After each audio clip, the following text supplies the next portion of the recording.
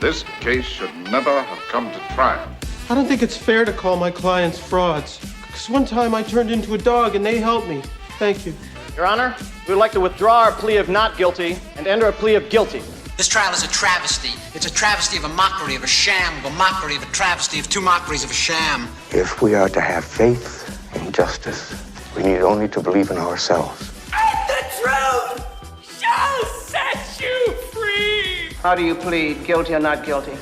Oh, guilty, but with a real good excuse. I think the truth will come forth. You can't handle the truth! Hello, everybody. It's time for more Law Light, brought to you by Foreman, Watson, Holtry, FWHlegal.com. We are, again, not able to come together in the high-rise white brick edifice because of COVID-19. We're not going to let that stop us. It's the last episode of 2021. We are going to have fun today. We're going to end this year right. PJ, how are you doing? I'm doing good. I am in my office. So you're in your office and I'm not. We're doing this remote and everybody will be able to tell that because it sounds a little bit different, but the show must go on. Yes. A couple of things. Our last episode, we finished by you and me and Tori and Allie. We sang Silent Night. You know, you were right. It sounded pretty good. I was surprised.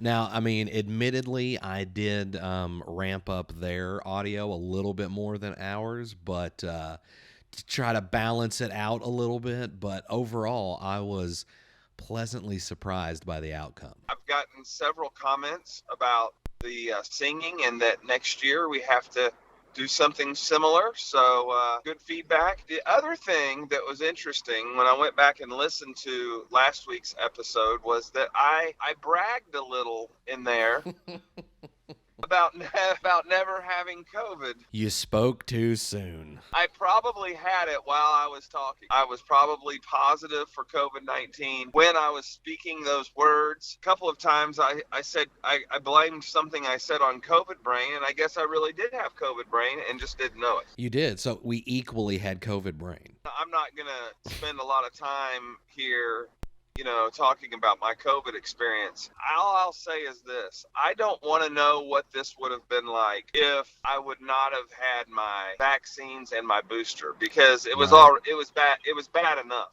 Well, so real quick, something I haven't asked you. Did you lose your taste or smell? I absolutely did. I lost it. In fact, my sense of taste is not totally back yet. I can smell now. Oh, okay. Well, I'd say, it bounced back quick then. Yeah, I lost it for about 5 days. Did you lose the taste of smell first and then so you couldn't smell anything, you could taste stuff, or did you lose them about the same time? Same time. And it was really weird. That is you never think about how when food looks a certain way, you already can almost taste it before you put it in your mouth, but it really plays tricks on you when you can't smell it or taste it, and you know how it should taste and how it should smell. You know what I'm saying? It's just it's a weird phenomenon. I hope I don't ever have to experience that again, but it is strange. It really is. So is it just textures in your mouth, but there's just nothing? Peanut butter crackers. Like you would taste the salt normally and the crunchy, but all you do, you put it in your mouth and it's just like you're chewing on cardboard or something. With toothpaste was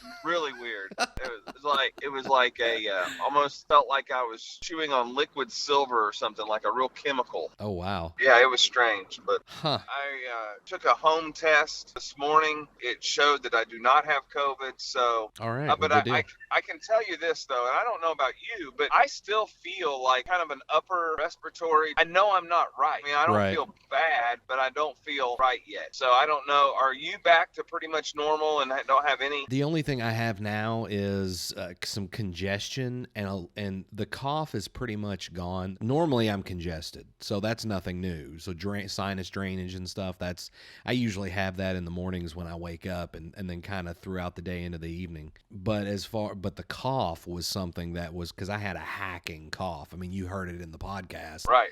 And that continued on after all the other symptoms had resolved. Now, though, it's pretty much gone. Occasionally, I'll have these moments where I'll start to get kind of a tickle in my throat. Right. I'll start coughing a little bit, which immediately I think, oh, great, here we go again, because that's how it started. Thankfully, that's not the case. And what's kind of funny is we did the last podcast, of course, and talking about, like you said, talking about not having COVID and everything. that night is when you sent out that mass message saying, "Hey, I tested positive," because I had just gotten out of the theater to go see the new Spider-Man when I saw the message. And so first thing I thought of was, A, that really sucks because I hate that you're getting sick or you are sick. The second thought I had was, oh my God, I just got over it, and you and I were together in a like right across the table from each other. So, yeah, and I don't know. I don't think you can transmit it back that quick. No. I think you have like the super antibodies for a while. Yeah, I actually got in touch with the nurse at my doctor's office, who's a friend of mine, and asked her about that because I thought, is this gonna start all over again, or am I okay? Like, and she was like, no, you just had it.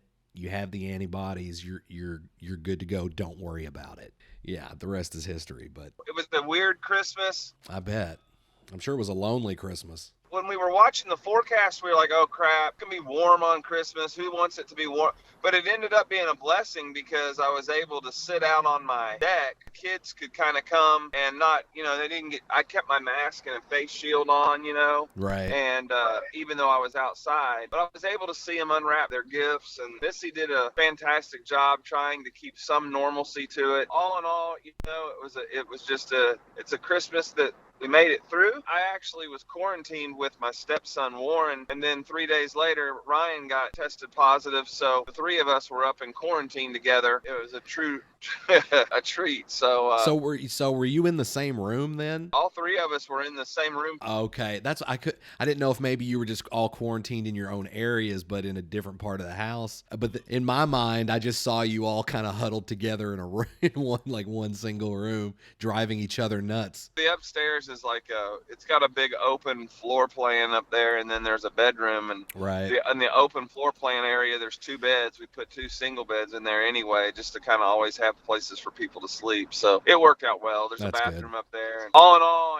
I'm just glad to have it behind us, and here we are headed into 2022, and that's right. Hopefully don't have to worry about it really hitting the office again like it had, and it's kind of worked its way through. Dust the dirt off your shoulders and move forward.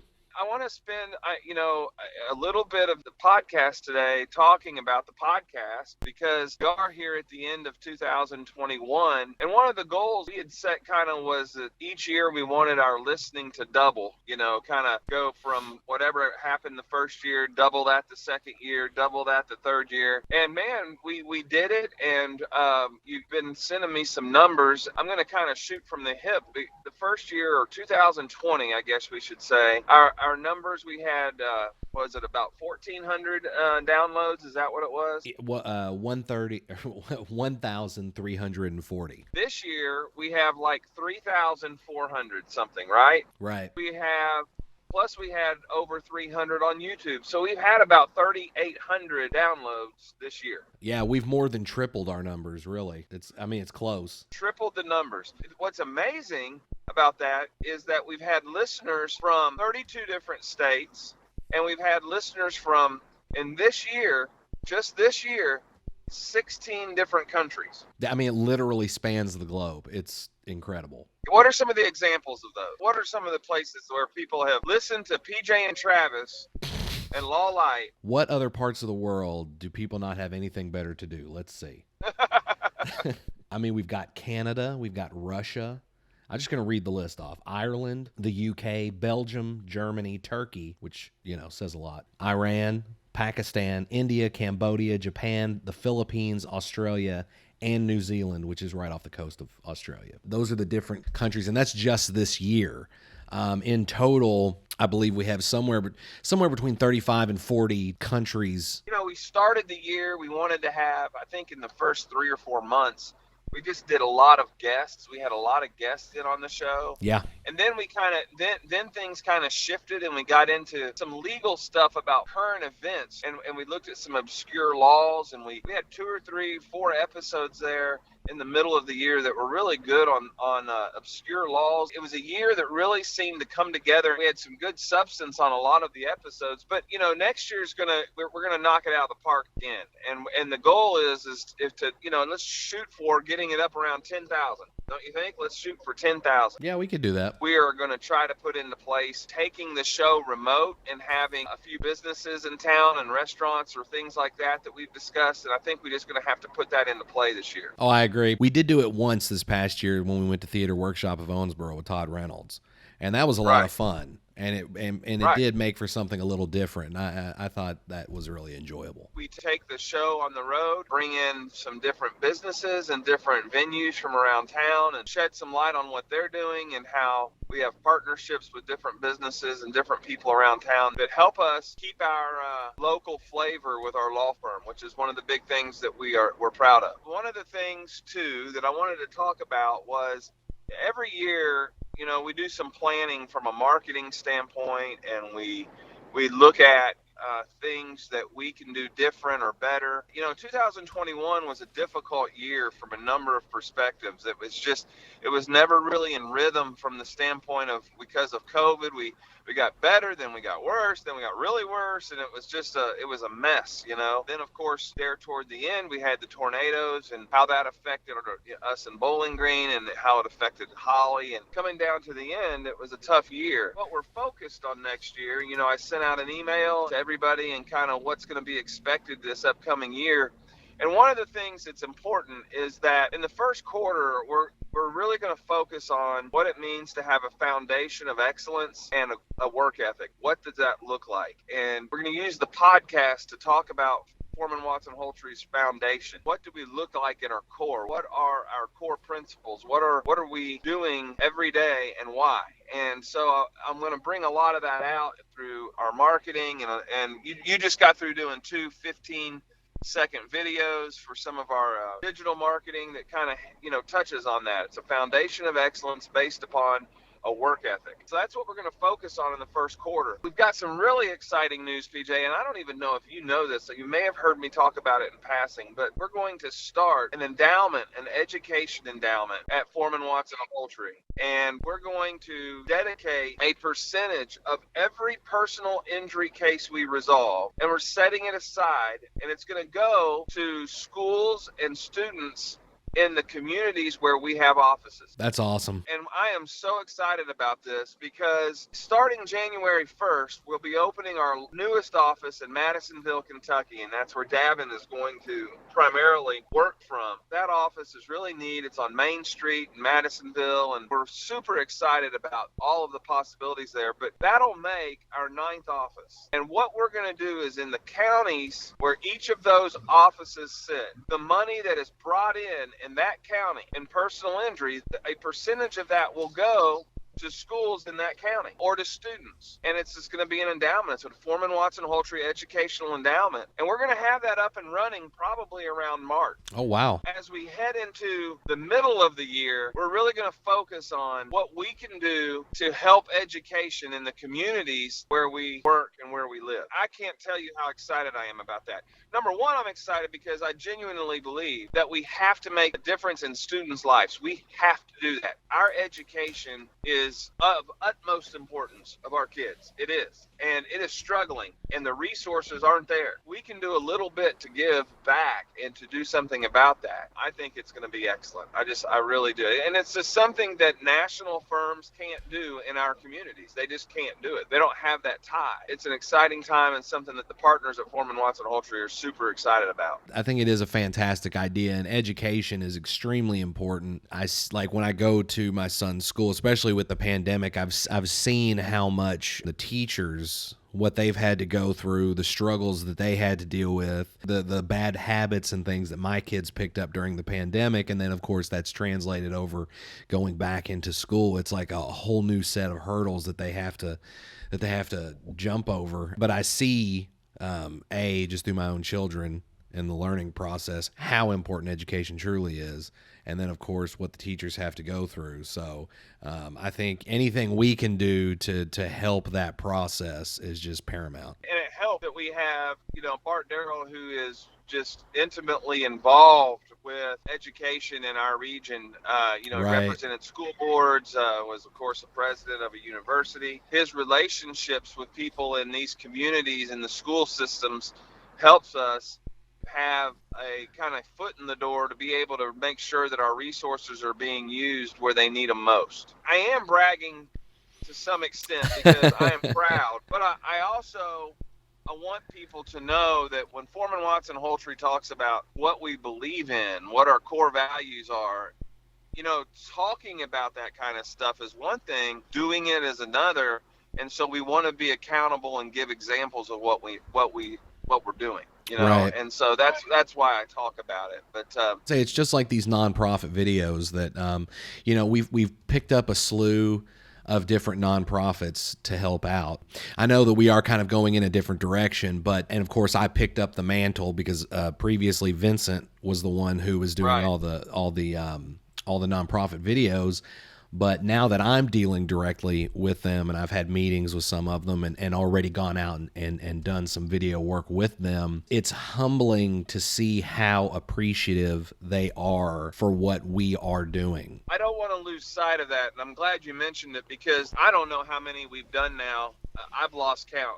At least 6 or 7 of them, right? Well, we've finished 4 of the videos, but in total, there's around 6 or 7 others that we're currently working with to do different videos for. What we've done there is gone to nonprofits and said, let us help you with fundraising videos or videos that you can use as a part of what you do. And with libraries, Friends of Sinners, you know, Bullaware Center, we've had a lot of different opportunities. Every one of them that we have finished have been unbelievably great. Oh, absolutely. Yeah. It was a sacrifice for the law firm for 2 reasons. At one time we had 2 videographers in there, but now we have one. So a lot of that fell on you, which means that a lot of the work that was needing to be done on other stuff was also affected. We had to sacrifice a lot of time to stand by the commitment that we made to the nonprofits. Well, and the upside too is that most of them now don't. The ones with deadlines have been pretty much finished. There's only one other one with an actual deadline, but the rest have kind of an open-ended situation. So that does ease up the pressure, but still, you know, I'm still keeping in touch with the different individuals and volunteers and stuff that I've been talking to keep that momentum going, so we don't lose sight or something doesn't fall through the cracks. Working with just the people, or talking to the people I've talked to that have called me to thank me, and then just to talk to you about your communication with a lot of the nonprofit representatives. Again, it's another thing that I think Foreman Watson Holtree did right in 2021. It was the right thing to do. It will pay dividends for those nonprofits, and people, again, know that we are part of the community and want to give back. Our staffing situation is kind of changing around. We're going to be moving some offices around there. We may get you back into the foxhole closer to me, so Right. You know, you're right there and I can yell at you. No, I'm just joking. Perfect. I'm really looking forward to 2022. I have no reason but to believe that it's going to be an excellent year. I can feel it. I can feel the momentum. I look forward to you being a big part of it and what we're going to do. It sounds really good. We're going to do it in all aspects of the law firm. Do you have big plans for New Year's? You know, this will probably be the first New Year's where I actually stay up and have a first kiss of the year. I think that's, for me, that's going to be the big plans. Yeah, okay. Because in previous years I was like falling asleep before the ball ever dropped. But this year my goal is to stay up because now now I'm with Leslie, and ironically her and our first, I guess, official kiss was in 2000, so it was Y2K. Oh, really? That's the first time we started dating, was then. Yeah, so now things have come full circle, and here we are again, right around the time where the New Year's happening. Like I said, some things have come full circle in life, and well, there you go. That's my. What about you? What are your big plans? Rest. I'm gonna rest. No big plans. So you're gonna be asleep before the ball drops. I will. I am sure that I'll give Missy a kiss before I fall asleep. But we have a trial in January that I've been working a lot on to get ready for. Right.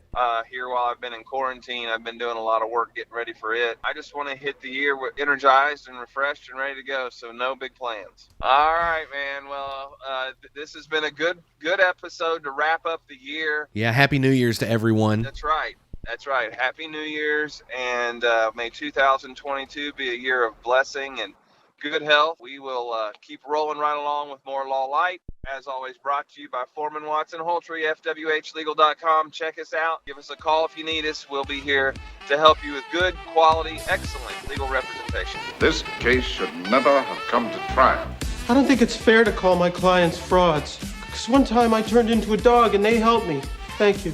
Your Honor, we would like to withdraw our plea of not guilty and enter a plea of guilty.